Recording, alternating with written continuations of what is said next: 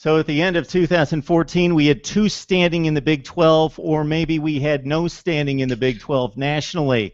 We had the number 5 and the number 6 teams in the country, but unfortunately, although the Big 12 was the only conference with 2 in the top 6, wasn't 1 in the top 4. So that sets us up for 2015, and we're talking Big 12 here on the Big 12 Breakdown. This is your show of record. We're going to knock this out each and every Wednesday night at 9 o'clock Eastern, 8 o'clock Central, bringing in the best of the Big 12 in terms of bloggers, broadcasters, writers to break down the conference they know and love. And to help me sort through it tonight, we go with Melissa Treewasser, ladies first from Frogs O' War, and of course Hunter Cook from Viva the Matadors, and Sean Cordy from Today's You to represent TCU, Baylor, and Texas Tech. Hey, thanks so much for joining us here. Thanks for having us. This should be fun.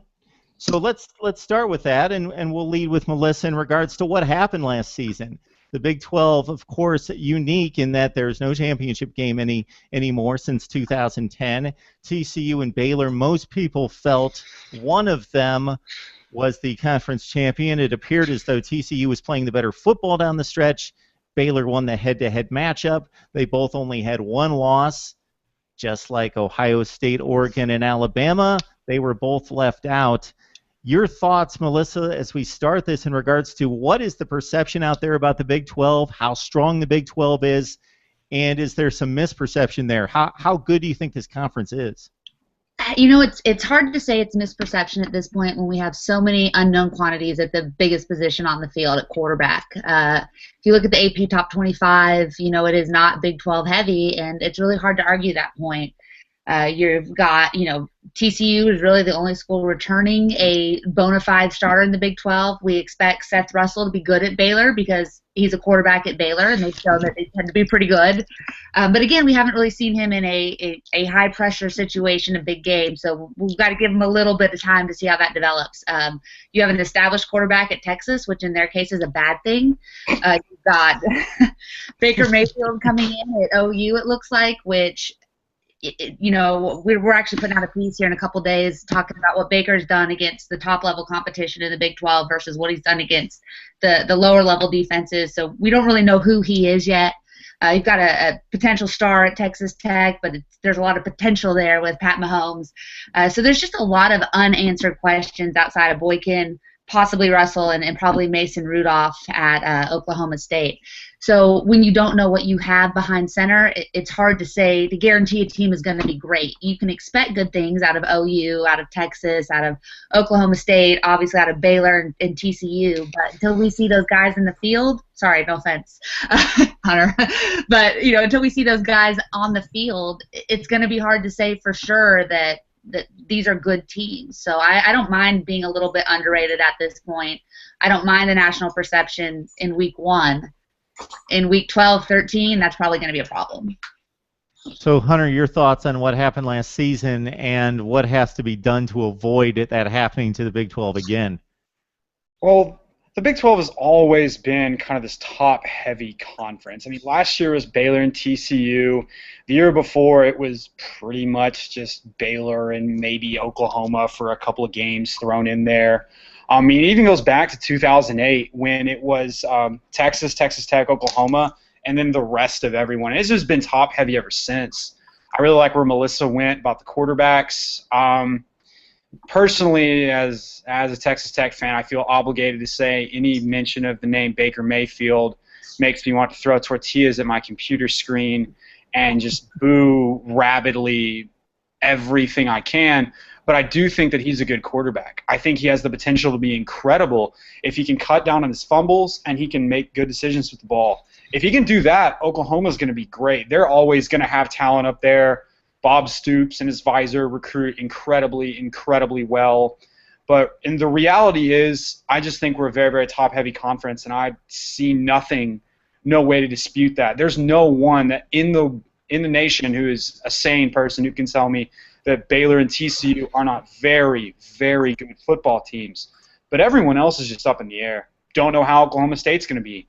Kansas State loses probably 2 of the best players in their history, and Ryan Mueller to their defensive end, and Tyler Lockett, who I'm still convinced he has Stickum on his hands. when he catches footballs, he's insane. But we just don't know. There's no way to tell until we start playing. So for 7 consecutive years, we had an SEC team win the national championship, and it was foregone conclusion that that was the best conference, and probably was. I would contend that the gap was closer in reality than the perception if you broke down the real numbers. Sean, what's the perception of this conference, and how real is it?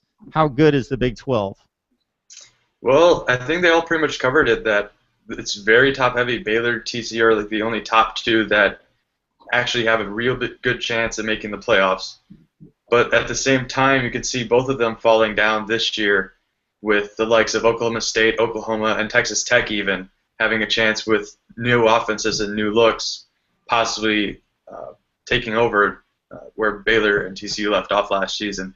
And where I stand on that is that pretty much every single team in this conference runs on offense alone. I think Kansas is even moving to the air raid. I think Iowa State and Kansas State and Texas are the only ones not running the air raid anymore. So Baylor was the one that started this all really, or Oklahoma did back earlier in the century, but Baylor's revival really has started something else in this conference that's going to make national attention. Offense makes attention, so that's where the stepping stone has to be, and I think we're stepping in the right direction. Yeah, there was a day and age when very boring teams that won with ground games and defense got a lack of respect because it was boring and they weren't perceived as being very exciting or perceived as being very talented. But the Big 12 has stretched it to the other extreme when teams or fans and media, more than anything, see games in the 60s and 50s where this conference doesn't play defense and it can't be taken that seriously. So is there defense in this conference? And maybe I point this at Melissa, because if there's defense in this conference, it's with the Horned Frogs, of course. Well, and I would say that that's what we've hung our hat on for a long time. I mean, I was actually writing an article, Frogs of War today, where I referenced back to a 12-3 TCU over Texas Tech victory, gosh, back in 2005, I think. And that is when Tech, because I would argue with Sean that their raid wasn't started by Baylor, that's a Mike Leach, Texas Tech. They were doing crazy things out in the plains back in the day before. And I remember very specifically TCU coming in, Tech had dropped 70 on us the year before, just embarrassed us. And they came back and held them to 3. And that's one of the most animated post-game press conferences we've ever seen Gary Patterson have. All that to say that just one of. But all that to say that, that is what TCU's been. Patterson was smart enough and frankly, humble enough in a way. He's not a humble guy, but he was humble in this instance to realize we weren't going to win with 3 yards in a cloud of dust in the day and age that the Big 12 is playing right now. So while TCU does tend to put a good product on the field, and we will see it tested in a way it never has been before with all the parts that are being replaced, we're looking at starting 1, 2, maybe 3 freshmen on defense and cycling through a lot of other young guys. Can that young defense hold up against these explosive offenses up and down the Big 12? But I don't think the Big 12 is a bad defensive conference. I think it is a conference that plays defense against some of the best offensives in the country, and because of that, the stats are a little bit inflated. These are good defensive players. You just have to look at Baylor's roster. You have to look at what TCU's done the last couple of years. Tech has a couple of the best defenders in the conference. We've got great corners at Oklahoma and Oklahoma State. West Virginia may have one of the saltiest defenses on the whole Eastern Seaboard this year. These are good defenses. They give up a lot of yards because these offenses put up a lot of yards, and they might not have the stats of the SEC or even what the Pac-12 might do this year, but I would argue to say that when it comes to bowl season, we've seen, outside of last year wasn't a great year, but that these teams can play with just about anybody up and down the board. Hey, Hunter, maybe you should be the last person I'm asking a defensive question to, 82. But no, I'm going to throw out, because before we jumped on, you were having a conversation with Sean, and Sean threw out, hey, Texas Tech, dark horse here. So your thoughts about Texas Tech getting possibly into the race? Well, once again, we'll see. We still don't know who our starter at quarterback is. But we all know. We are hoping. I think a lot of our fan base is definitely hoping that it's Pat Mahomes, but ultimately, if Webb can return to the form that he had in the Holiday Bowl against Arizona in 2013, I'd be fine with him starting. But I think the problem has never been our offense, as you've mentioned. The problem has always been our defense, which hurts my heart. I'm a defense guy. I love it, and it's an existential crisis, but we won't get into that.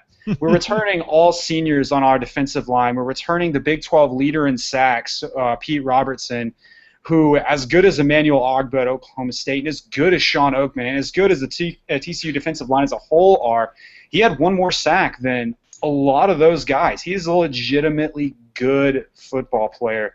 We got Mike Mitchell, who was a 5-star recruit, went to Ohio State, transferred to Texas Tech.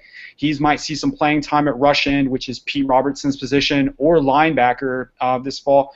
We're returning every single person from our secondary in a year where we started 2 true freshmen at corner in multiple games this past year.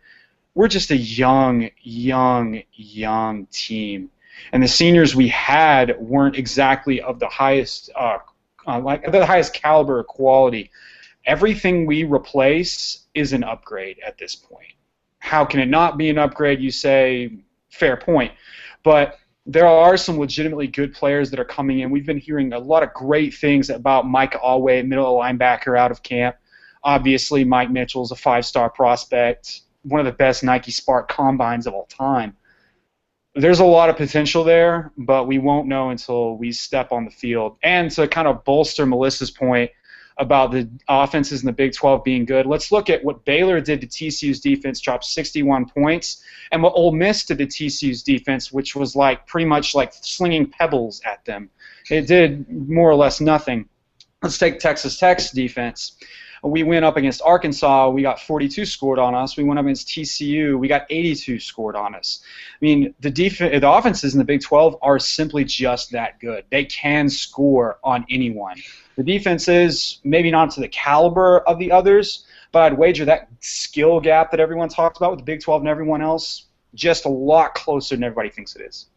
Okay, so as host, it's my job to remind everyone that this is the Big 12 breakdown. This is our first week. We are prepping the 2015 season next week, specifically in regards to predictions, prognostications, and what to look for. This week, we're talking about the state of the Big 12, which is a weighty subject considering what happened to TCU and Baylor last week. And also, as a host and moderator, it's my job to kind of balance the Big 12 love a little bit here. So I'll bring into play here. The conference went 6-12 against the other Power 5 and went 2-5 in bowl play. Of course, TCU's performance against Ole Miss was ridiculous, considering the Rebels played as well as they did in the SEC, and TCU really made its claim for a top 4 position.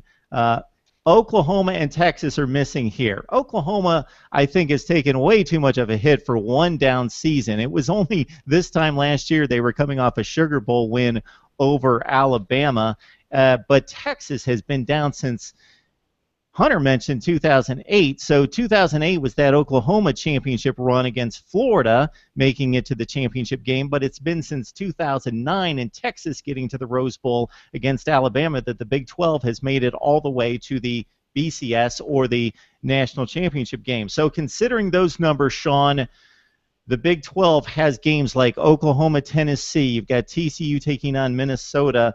There's not many that need to be won, but I'm guessing that you're in my camp in regards to the Big 12's got to win these games. And if Texas has any play in the Big 12 and turns out to be a dark horse, they've got Notre Dame and Cal out of conference, and those games could actually help TCU and Baylor if Texas and Oklahoma go out and win those games, and TCU Baylor, as expected, beat Texas and Oklahoma.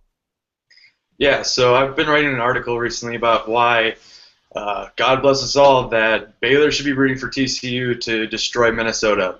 As much as Baylor fans don't want to hear that, they need to win because, as we all heard last year with Jeff Long talking after every single ranking, he always brought up Minnesota. Minnesota was the answer about TCU versus Baylor until the last ranking, of course. But Minnesota is returning as a really good team this year, so hopefully they can squeak into the top 25, and then TCU has a top 25 win against them. optimally, TCU, Baylor come in at undefeated against each other in TCU's final game. Baylor still has Texas afterwards. But as much as Minnesota is getting a lot of attention, I think that Oklahoma versus Tennessee is probably my top non-conference game, because if anyone has a chance other than Notre Dame against Texas, it's Tennessee to take a seed into the top 4. They're coming up hot in the SEC with Joshua Dobbs at quarterback. That's going to be the first big test about a quarterback versus quarterback battle, with Baker Mayfield in Oklahoma versus Dobbs running his new offense. And Oklahoma's running their new air raid with Lincoln Riley coming in. So that's going to be the first experience we see how Mayfield handles that offense, as well as how P. Ryan plays into Oklahoma's new offense as well. So there's not many non-conference games, as you mentioned, that are really good. So they need to win as many as they can to make sure that the blemishes aren't as noticeable. Yeah, it's not the NFL. You've got to connect the dots. It's not an objective college football playoff system, so the voters have to connect the dots. So the dots last season involved Minnesota, and they may involve Minnesota this year again. So as you mentioned, the Big 12 upper echelon, whoever that is, and it's most likely Baylor aside from TCU, has to root for TCU to look impressive against Minnesota. Then they need Minnesota to play really well in the Big 10 and look good. Yep. So that's the way the dots are connected. So, Sean, before I pitch it back to Melissa, I got to pick on Baylor just a little bit here, because this program has taken off and it's done incredible things under Art Briles, but we need them to schedule some games. Yeah, it's weird that they're also rising in basketball, and they've been doing non-conference games with them too. Like, they scheduled Oregon a series with them, and they're a rising program too. So why isn't the football team not doing it? I don't know. But one excuse you can make for right now is that these schedules were made years in advance, before Baylor was anything good. So right now, that's our excuse, but why we aren't making it for the future, I don't know. I remember there's talks that we could do something with Arkansas in 2019, but that's still further down the line. That's 4 years from now. So I really don't have any excuse for us, because right now our top team that we're playing is probably Rice or SMU, and neither one are very good. So they're just really preseason games for us and making sure that our starters don't get injured. So that's about it. Okay, Melissa, I'm going to ask you to take off your TCU hat. I'm going to ask you to even take off your Big 12 hat, and I'm going to ask you to objectively look at this conference and rank it against the other Power 5 conferences. Where would you place the Big 12? If I'm being really honest, probably 4th. And it's not because I don't think the Big 12 is a good conference. I just think, I'm really tempted to go Pac-12 at 1, but I can't. Until the SEC shows with any consistency that they're legitimately down, I'm not going to do that. And I think that we're looking at a very, very strong SEC West with, if Arkansas is your bottom of that conference, or that division, that is a really, really strong division, and that looks like how it's going to play out. Pac-12 has too many programs on the rise, and with all of what is unsettled in the Big 12, especially at the quarterback position and defensively, I can't place them above the Pac-12, SEC, or the Big 10 for that matter. I would easily, I'd say the gap between 4 and 5 and the Big 12 and the ACC is pretty significant. I think we're not that far behind those other 3 conferences. We're probably pretty close with the Big 10, and you could argue that the Big 12 maybe deserves that 3rd spot. But with what the Big 10 has done with winning a championship, with how good Ohio State is, with what we expect from Michigan, I don't know that they'll have the magical renaissance people are expecting under Harbaugh, but they'll be better. Minnesota is a program that, outside of what happened against TCU last year early, was a really solid program in that conference. And then, Wisconsin gets blown out in the Big 10 championship game and goes and puts one on Auburn.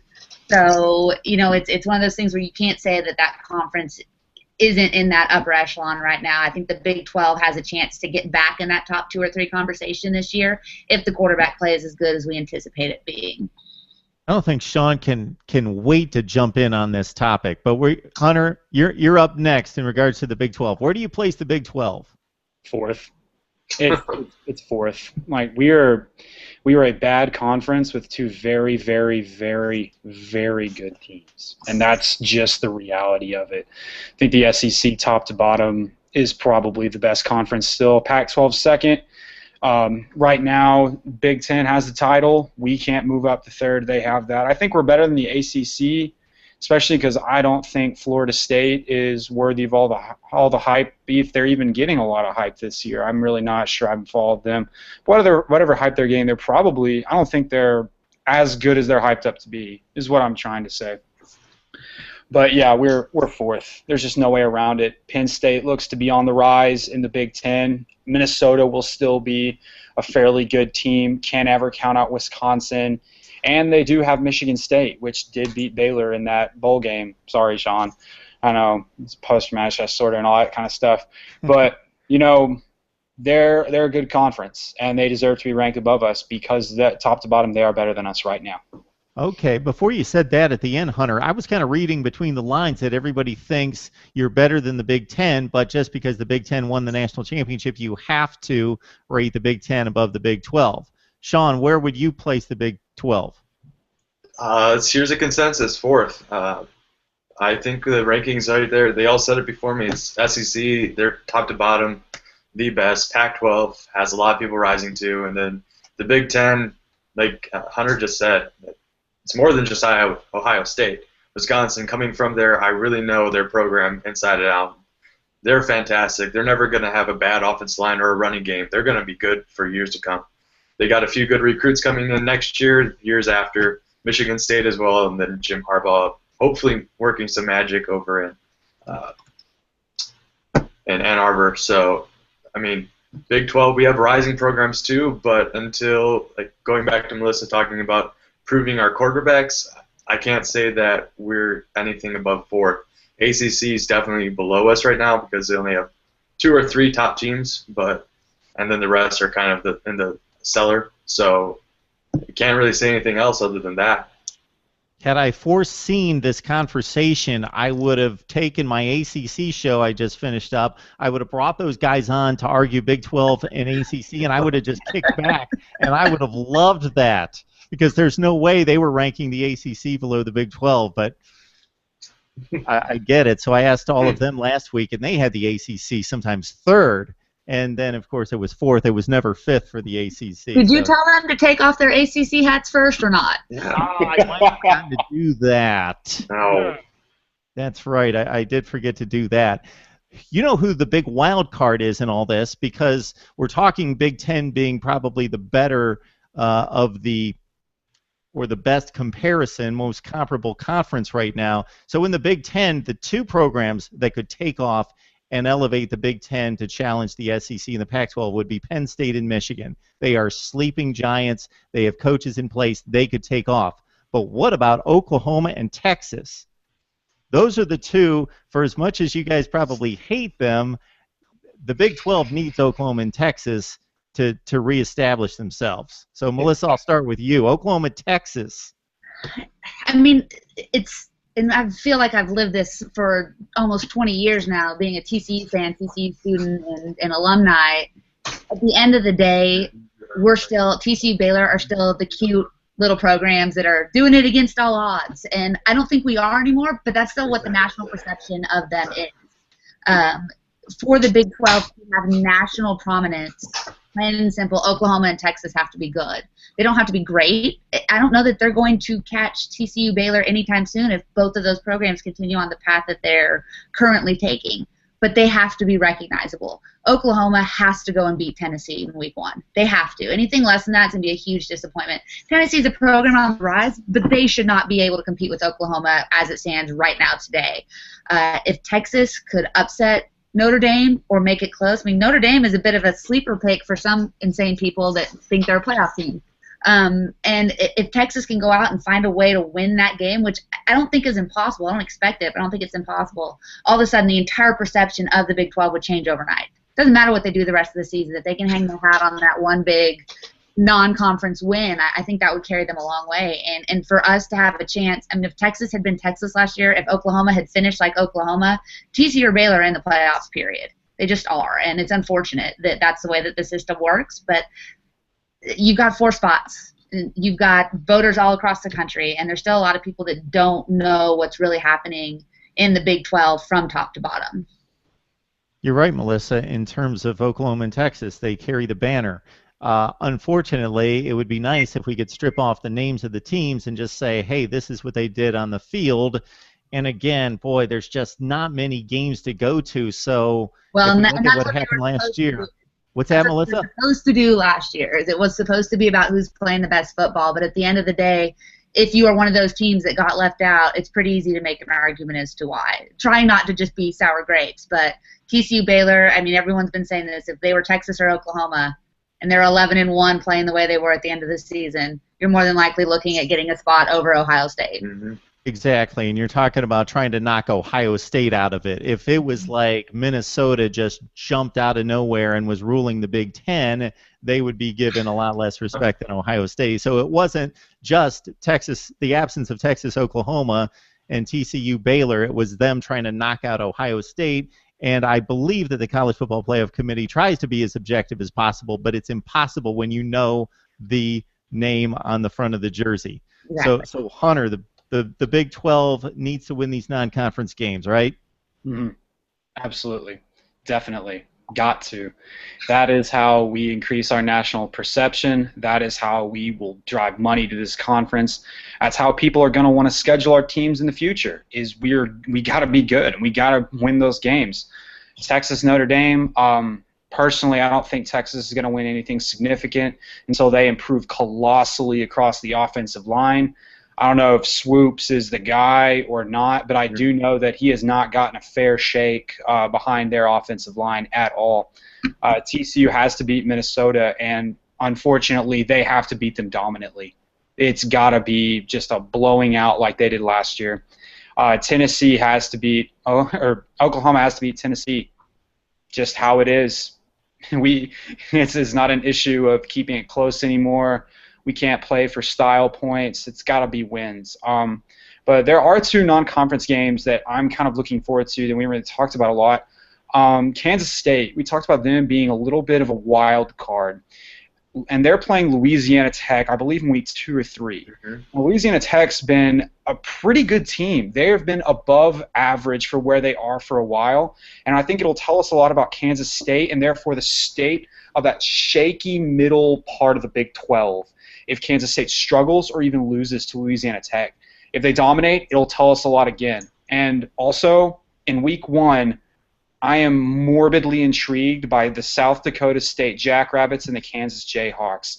Yes. This will be the first time that, I believe they're either FCS or like FBS Division II, or they're FCS. lower. FCS. Thank you, Sean. And they might have more people on scholarship than Kansas has. I don't know of anyone who has had an off season as awful as the Jayhawks did, and I don't know of anyone that deserves it less. They just have been getting pummeled from all sides, bad coaches, players not panning out, and now a whole rash of injuries and people quitting or leaving the team. I saw some stat the other day. They're missing nearly 80% of their firepower, what firepower they had from last year. Yeah. It's ridiculous, and I'm definitely going to be keeping an eye on that because I feel bad for them. I just do. Okay, before I give Sean the parting shot and we wrap this thing up, I'm going to make the one comment about in regards to the schedule. So the Big 12 is taking shots for not having a conference championship game. And I love conference championship games. They're exciting. They're a great way to cap the season and decide on the field division winner versus division winner. And we had that in the Big 12 until 2010. But because of circumstances and losing teams, that's what we do. We don't have that in the Big 12. But what we do have, and I think it's an accurate assessment, is a true championship, because I just got done talking ACC football in which there are teams in one division playing Clemson and Florida State in the other division, and they're competing for a division championship against other teams that are playing Wake Forest and Syracuse. So in the Big 10, the SEC and the ACC, you've got 14-team leagues, you've got 8-game schedules, you've got teams playing everybody in their division, only playing 2 of 7 teams in the other division, so the discrepancy in schedules is huge. In the Big 12, everybody plays everybody. You've got a true champion. You can't make any dispute over schedules because everybody plays everybody, and I think it's a thing of beauty. I would love to see it be able to play out like that and still have a conference championship, but that's what we see right now. But it's almost a discredit to the Big 12 from a national perspective, when I think it should be a credit to the conference. So, Sean, I'm going to give you a parting shot on anything concerning the Big 12 this season before we say goodbye. All right. So going off of the conference championship, I think there's the misconception that we need one, because, like you said, we play the round robin style, and it works out really well. The only problem is that we don't have enough top tier teams that people think that it's really worth it, because sometimes like Kansas and Iowa State seem like they're also non-conference games because they're not as great as the rest of the tiers. So the other thing is that we need other teams to come in to have a chance at even having a title championship game. And there's just not any teams to go get. Notre Dame's, they're perfectly fine being an independent. BYU, they're too. So, and they're way too far. Geographically, there's really no one that we can get other than maybe UCF. And that wouldn't be enough to push us into there. Other than UCF beating Baylor a few years ago in the Fiesta Bowl, they haven't done much, so that won't boost our public perception anymore. And so hopefully this round-robin style plays itself out well enough that with this one true champ actually having a tiebreaker this year, that should clear things up if by some, God knows how, some teams tie. There will be one person that comes up victorious, and that's going to be the person that beats the other team head-to-head. So that's why everyone has their eyes on TCU Baylor on Black Friday this year. It's in a primetime slot, and hopefully, if all plays out right, that's the game that's technically our conference championship. And I think you would all agree that the Big 12 champion has to be one game better than the other three seeds coming out of the other conferences. Undefeated or bust? I think an 11-1 TCU or Baylor gets in. I think so. I think each one of them can absorb one loss unless you have three undefeated champions elsewhere. Yeah. I don't think so, Melissa. Do you think a Baylor or TCU is going to knock out USC or Oregon or Florida State or Clemson if they have the same record? I think it's possible. I mean, there's a lot of moving parts there. Clemson, yes. Florida State, yes. I think this year a one-loss Big 12 team gets in over the ACC. I really firmly believe that, unless it's a really bad blowout loss. I'll say that if TCU or Baylor, or who knows, maybe it's Oklahoma somehow, that if there's a Heisman candidate, that they'll put them in purely because of star power. We talked about objectivity, but they're also going to play the card that maybe they did mess up last year with TCU after their showcase against Ole Miss. So there's a possibility that they also bring in the history, albeit small, about Baylor and TCU, that they might just push them over because they saw what they did last year when they didn't put them in.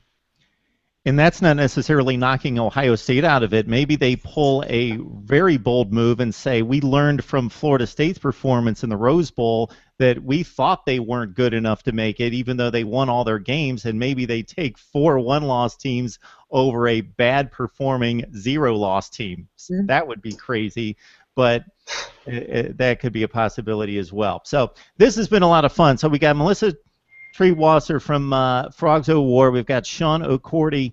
Sean Cordy, I was carrying across the Frogs O' War, if you noticed there. So we got Sean Cordy from Today's View, and we also have Hunter Cook from Viva the Matadors. And we're going to do this every week with Big 12 bloggers talking of the Big 12. And, of course, we're going to have football very shortly, as Melissa has reminded us that 1 week from tonight she's going to be on a flight to Minneapolis to see those Golden Gophers and TCU, and a probable TCU victory to start off 2015.